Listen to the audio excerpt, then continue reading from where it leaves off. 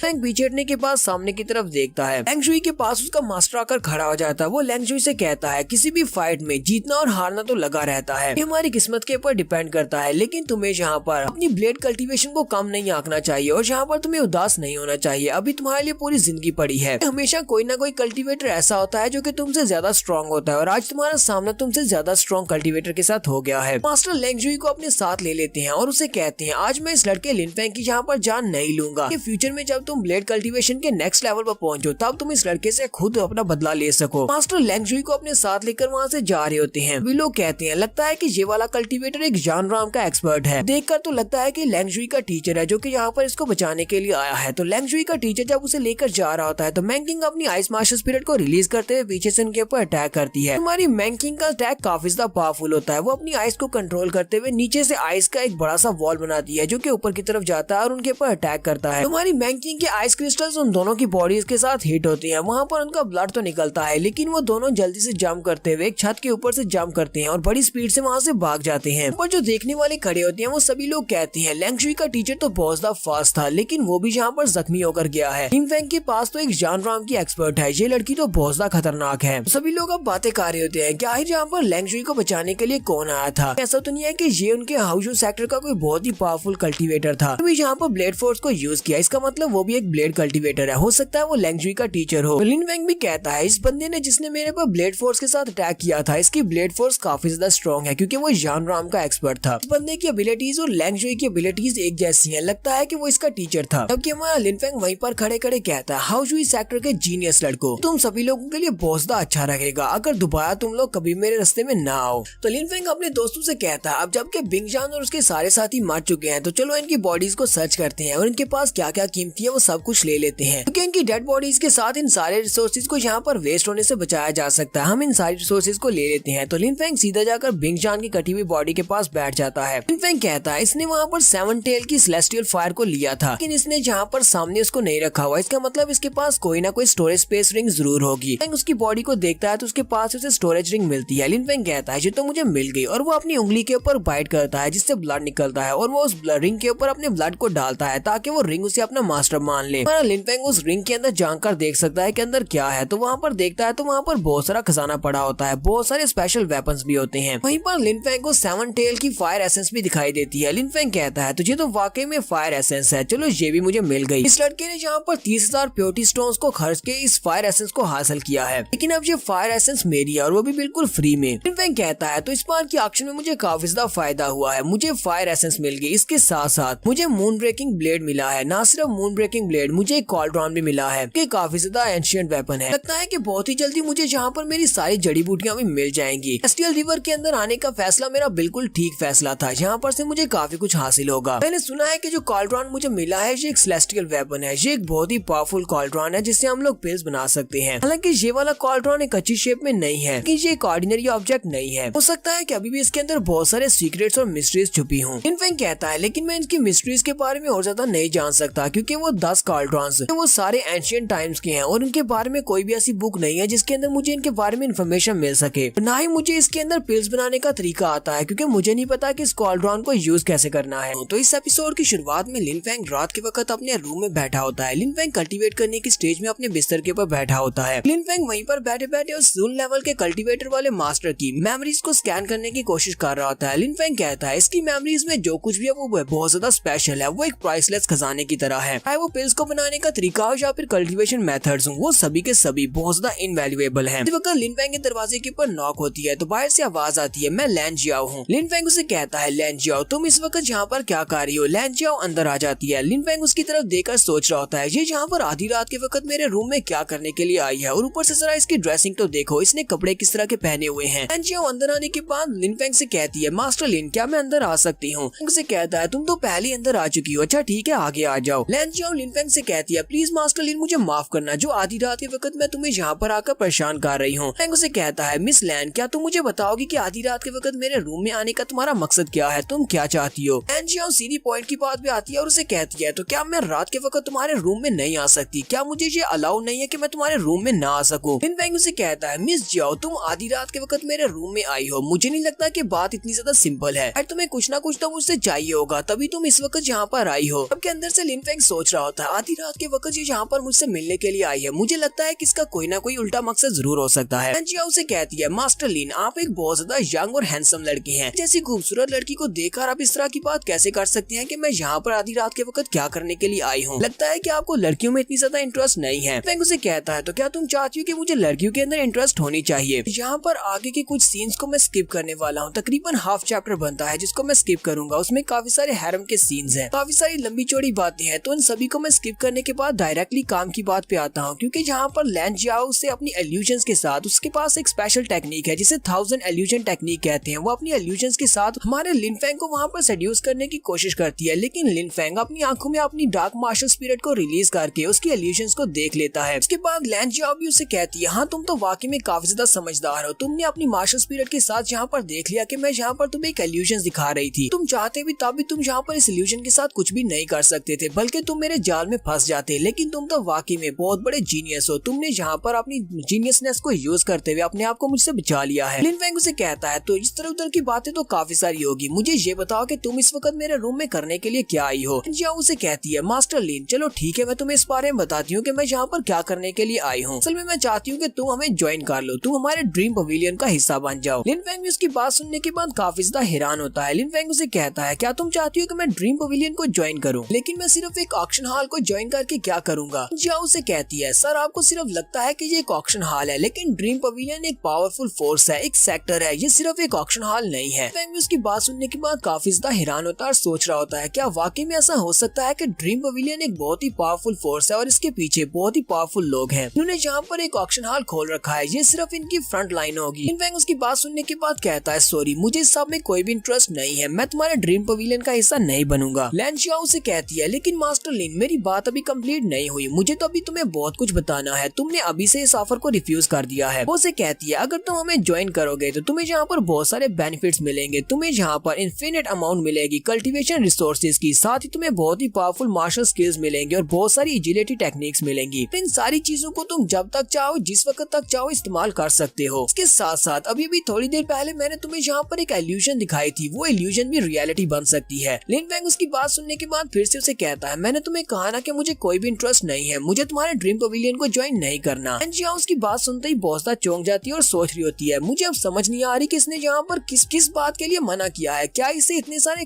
Cultivation resources और agility techniques में interest नहीं है, या फिर मुझ में इंटरेस्ट नहीं है जो इसने यहाँ पर ऑफर को रिफ्यूज किया है। मैंने यहाँ पर अपनी इल्यूजन दिखाकर अपना बेस्ट दिया है, मैंने इसको यहाँ पर बेस्ट दिया है, लेकिन फिर भी ये यहाँ पर नॉट इंटरेस्टेड है, ऐसा कैसे हो सकता है। लैन जियाओ लिनफेंग से कहती है मास्टर लिन क्या आपको पता है फेंग शुई को बचाने वाला मास्टर कौन था जो कि उसे बचाकर यहाँ से ले गया है। मुझे लगता है कि तुम्हें उन लोगों को प्रवोक नहीं करना चाहिए, अब जबकि तुमने उनको गुस्सा दिला दिया है तो तुम्हारी जान यहाँ पर खतरे में है। लिनफेंग उसे कहता है क्या तुम्हारी बातें खत्म हो गई, और साथ ही वो सोच रहा होता है मुझे लगता है कि ये यहाँ पर डराने की कोशिश कर रही है, किसी तरह तो मैं इसके सेक्टर को ज्वाइन कर लूं। लिन फेंग पीछे की तरफ मुड़ जाता है और उसे कहता है अगर तुम्हारी बातें खत्म हो गई हो तो तुम यहाँ से जा सकती हो, क्योंकि तुम एक लड़की हो और आधी रात के वक्त तुम्हें मेरे रूम में नहीं होना चाहिए। अगर कोई तुम्हारे बारे में देखेगा तो क्या सोचेगा, सभी लोग मेरे बारे में बुरा सोचेंगे। तुम्हें शायद इस बात से फर्क नहीं पड़ता होगा, लेकिन मुझे बहुत फर्क पड़ता है। लैन जियाओ उसकी बातें सुनने के बाद बहुत ज्यादा गुस्सा हो जाती है और गुस्से के साथ वहाँ से बाहर निकल जाती है। उसके वहाँ से जाने के बाद लिन फेंग सोच रहा होता है मेरे पास वो जुन की कल्टीवेटर की मार्शल स्पिरिट्स की मेमोरीज हैं, उसके अंदर बहुत सारे मार्शल आर्ट्स के स्किल्स हैं। मुझे यहाँ पर रिसोर्सेज और एजिलिटी टेक्निक्स देने का वादा किया है। ये सारी चीजें तो मेरे पास पहले से हैं, तो फिर मैं इनके ड्रीम पवेलियन को ज्वाइन क्यों करूंगा। और अगर यहाँ पर इसकी एल्यूजन्स वाली ब्यूटी की बात की जाए तो इसे लगता है कि ये खूबसूरत है, लेकिन मेरी मैंकिंग इससे बहुत ज्यादा खूबसूरत है। और अगर मैं ड्रीम पवेलियन को ज्वाइन भी कर लेता हूँ तो मुझे यहाँ पर इनका गुलाम बनकर रहना पड़ेगा, लेकिन मुझे यहाँ पर किसी की बात को नहीं मानना। मैं तो एक आजाद इंसान हूँ और आजाद रहना पसंद करूंगा, इसी वजह से मैं कभी भी इनकी ऑफर को एक्सेप्ट नहीं कर सकता। लैन जियाओ गुस्से के साथ उसके रूम से बाहर आ जाती है। वो गली में चलती हुई जा रही होती है। वहाँ पर जितने लोग होते हैं वो सभी लोग उसकी तरफ देख रहे होते हैं और कहते हैं ये खूबसूरत लड़की इतनी रात के वक्त यहाँ पर बाहर क्या कर रही है। इसी वक्त सामने से एक शराबी आ रहा होता है, उसने हाथ में बॉटल पकड़ी होती है। लड़खड़ाते हुए वो उसकी तरफ देखता और कहता है तुम तो बहुत ज्यादा खूबसूरत लड़की हो, कहाँ पर जा रही हो, वो भी इतनी रात के वक्त। तो लैन जियाओ उसे कहती है हाँ ये बात तो ठीक है कि मैं बहुत ज्यादा खूबसूरत हूँ, लेकिन क्या वाकई में तुम मेरी खूबसूरती देखना चाहोगे। वो शराबी उसे कहता हाँ क्यों नहीं, हाँ मैं देखना चाहता हूँ। लैन जियाओ उसे कहती है तुम और बाकी के सभी लोग जो यहाँ पर खड़े हो सभी लोग अब गौर से देखना। और वो जल्दी से उसे कहती है अब जरा इस तरफ देखो। सभी लोग जैसे उसकी तरफ देखते हैं तो उसकी बॉडी के अंदर से जबरदस्त लाइट निकलती है। वो अपनी बॉडी के अंदर से एनर्जी को रिलीज करती है और वो एनर्जी इतनी ज्यादा पावरफुल होती है कि उसके सामने जो शराबी खड़ा होता है एनर्जी उसकी बॉडी के साथ टकराती है और वहाँ पर उसका ब्लड निकलता हुआ दिखाई देता है। बाकी के सभी लोग भी बहुत ज्यादा घबरा जाते हैं। जियाओ सिर्फ एक ही स्ट्राइक में उस शराबी को वहाँ पर मारकर आगे बढ़ जाती है। वो सभी लोग कहते हैं की तरफ मत देखना वरना ये हमें भी मार डालेगी। तो वो भी चलती हुई जा रही होती है कि उसी वक्त पीछे से काफी सारी लड़कियां एक बालनी को उठाकर लेकर आती हैं और उस बग्गी के अंदर मास्टर बैठी होती है। सभी लोग जल्दी से वहाँ पर आकर रुकती हैं। वो लैन जियाओ को भी उस बग्गी के अंदर बिठा लेती हैं और बड़ी स्पीड से उन सभी मर्दों के सामने से गुजर जाते हैं। वो लोग कहते हैं आए ये थी कौन, और वो लड़की अचानक से कहाँ पर गायब होगी। जहाँ से एक बग्गी गुजरी वो लोग भी गायब हो गए। लैन जियाओ भी उसी बग्गी के अंदर बैठी होती है। उसकी मास्टर से कहती है लैन जियाओ तुम इतनी ज्यादा गुस्से में क्यों हो। लैन जियाओ से कहती है आंटी आपने बहुत ज्यादा गलत सजेशन दी थी। आपने कहा कि उसे जाकर मनाओ कि वो हमारे पवेलियन को ज्वाइन कर ले, लेकिन वो लड़का तो बहुत ज्यादा रूड और बदतमीज है। आंटी जुनो से कहती है लगता है कि तुम्हारी खूबसूरती ने उसके ऊपर काम नहीं किया, इसी वजह से तुम इतनी ज्यादा गुस्से में हो। लैन जियाओ से कहती है आंटी आप यहाँ पर फिर से मेरा मजाक उड़ा रही हैं, लेकिन उस लड़की को मैं ऐसे तो नहीं छोड़ने वाली। देखना मैं उससे इस बात का बदला जरूर लूंगी। लैन जियाओ सोच रही होती है मैंने वहाँ पर उसके सामने अपनी 1000 इवल एल्यूजन स्किल को यूज किया और उसे वहाँ पर अपनी रियल बॉडी दिखाई थी, लेकिन फिर भी उसने जरा भी इंटरेस्ट शो नहीं करवाई। इस बात का बदला तो मैं उससे जरूर लूंगी। जुनो से कहती है बेटा मुझे लगता है कि तुमने वहाँ पर अपनी 1000 इवल एल्यूजन टेक्निक को यूज नहीं किया होगा, इसी वजह से उस लड़की ने तुम्हारे साथ इतनी ज्यादा बदतमीजी की है। अगर तुम वहाँ पर अपनी एल्यूजन टेक्निक को यूज करती तो वो कैसे तुम्हारे लिए जाल में नहीं फंसता। लैन जियाओ इस बात से बहुत ज्यादा शर्मिंदा हो रही होती है क्योंकि उसने तो वहाँ पर अपनी 1000 एल्यूजन टेक्निक को यूज किया था, लेकिन इसके बावजूद लिन फेंग उसके चक्कर में नहीं फंसा। आंटी जुनो से कहती है चलो कोई बात नहीं, वैसे भी उस लड़के की विल पावर बहुत ज्यादा है। उसने एक पूरे के पूरे सिटी को आग लगा दी। इसके अलावा उसने बहुत सारे नोबल यंग मास्टर्स को जान से मार डाला। वो लड़का बहुत ज्यादा स्ट्रॉन्ग और पावरफुल है। आसानी के साथ वो हमारे ड्रीम पवेलियन को ज्वाइन करने के लिए राजी नहीं होगा। आंटी जुनो से कहती है मुझे तुम्हें यहाँ पर एक और बात बतानी है। अभी ज्यादा दिन नहीं हुए, लेकिन फिर भी यहाँ पर जितनी भी टॉप पावर्स हैं उन सभी में खबर फैल चुकी है कि यहाँ पर वो खजाना अपीयर हो चुका है। मुझे इस ट्रेजर के बारे में अभी तक ज्यादा कुछ नहीं पता, लेकिन मुझे इतना पता है बहुत ही जल्दी सभी लोगों को पता चल जाएगा कि आखिर वो स्पेशल खजाना कौन सा है जो कि हमारे सेलेस्टियल रिवर में अपीयर हुआ है। ऐसी वो खजाना हमें यहाँ से मिल जाएगा। उसके बाद तुम्हें यहाँ पर रुकने की जरूरत नहीं है। यहाँ पर जो तुम्हारी ट्रेनिंग चल रही है वो खत्म हो जाएगी। तुम उस खजाने को लेकर वापस चली जाना। लैन जियाओ भी सोच रही होती है मुझे भी यहाँ पर आए हुए काफी अरसा हो गया है कि बहुत ही जल्दी मैं अपने होम टाउन में वापस जा पाऊंगी। एक सीन अगले दिन ऑक्शन रूम का दिखाया जाता है। अगले दिन यहाँ पर हमारे लिन फेंग की सारी आइटम्स की ऑक्शन होने वाली है, लेकिन लिन फेंग वहाँ पर नहीं आता। जियाओ वहाँ पर ऑक्शन कंप्लीट करती है तो वहाँ पर वो सारी की सारी चीजों को बेच देती है और साथ ही वो ऊपर वाले रूम की तरफ भी देख रही होती है कि लिन फेंग आया या नहीं। ऑक्शन खत्म हो जाती है लेकिन लिन फेंग नहीं आता। लैन जियाओ कहती है ये कमीना तो आज आया ही नहीं, जबकि आज उसकी चीजों की ऑक्शन होने वाली थी। तो यहाँ पर अपने प्योरिटी स्टोन्स भी लेने के लिए नहीं आया। इस वक्त बाहर से एक और मास्टर आता है। वो गुस्से के साथ चिल्लाकर कहता है ये लिन फेंग कौन है और ये कहाँ पर है, और वो जल्दी से जंप करता हुआ वहाँ पर ऑक्शन हॉल के सेंटर में आ जाता है। सभी लोग उसे देखकर बहुत सा हैरान होते हैं क्योंकि वो सभी लोग उसे पहचानते हैं। तो मास्टर वहाँ पर आते ही कहता है लिन फेंग तुम में से जो भी लिन फेंग है जल्दी से यहाँ पर मेरे सामने आओ। उनमें से पे कोई भी लिन फेंग नहीं होता, इसलिए कोई भी वहाँ पर नहीं आता। लेकिन वो सभी लोग हमें इसके बारे में बताते हैं कि ये मास्टर कौन है। वो लोग कहते हैं इसका नाम टू जियो है। होता है कि टू जियो यहाँ पर seven tail foxy fire essence लेने के लिए आया है। लिन फेंग ने बिंग जान को मार डाला था और उसे मारने के बाद उसने उसके पास से फायर एसेंस को छीन लिया था। जबकि सेलेस्टियल रिवर में सभी को पता चल चुका है कि लिन फेंग नाम का भी कोई बंदा है जिसने यहाँ पर बिंग जान को मारा है, जो कि स्नो एंड माउंटेन विलेज का यंग मास्टर था। सिर्फ इतना ही नहीं कि वो लड़का इतना ज्यादा फेमस है कि इंपीरियल सिटी में उसने काफी सारे कारनामे किए हैं। उसने डॉनलैंड सिटी को आग लगा दी थी और मोजू कंट्री के सोल्जर्स को वापस हटने पर मजबूर किया था। सिर्फ इतना, कल उसने बिंग जान को मार डाला और लेंग जुई को बहुत ज्यादा जख्मी कर दिया। लेंग जुई अब इसी बारे में सोच रही होती है कि अब तो लिन फेंग गया, क्योंकि अब बहुत सारे लोग उसके दुश्मन बन चुके हैं। पर बहुत सारे ऐसे फायर प्रैक्टिशनर हैं जिनको वो फायर चाहिए और इस एसेंस फायर को हासिल करने के लिए वो लिन फेंग की जान भी ले सकते हैं। और ऊपर से ये मास्टर टू जियो ये तो बहुत ज्यादा पावरफुल है, अपनी सोल लेयर के पीक पर है। बहुत ही जल्दी ये जानराम में ब्रेक थ्रू करने वाला है। पर से इसकी बैकग्राउंड भी बहुत ज्यादा पावरफुल है। बिंग जान और लेंग जुई तो इसके सामने बिल्कुल बच्चों की तरह है। सोल लेयर में ऐसा कोई भी प्रैक्टिशनर नहीं है जो कि टू जियो का मुकाबला कर सके। लेंग जियो कहती है चलो देखते हैं कि अब लिन फेंग इस बारे में क्या करेगा। आखिर वो टू जियो के साथ क्या कर सकता है, क्या वो इसके हाथ से मारा जाएगा या फिर वो इसे फायर एसेंस दे देगा। यहाँ पर हम लोग अपनी एपिसोड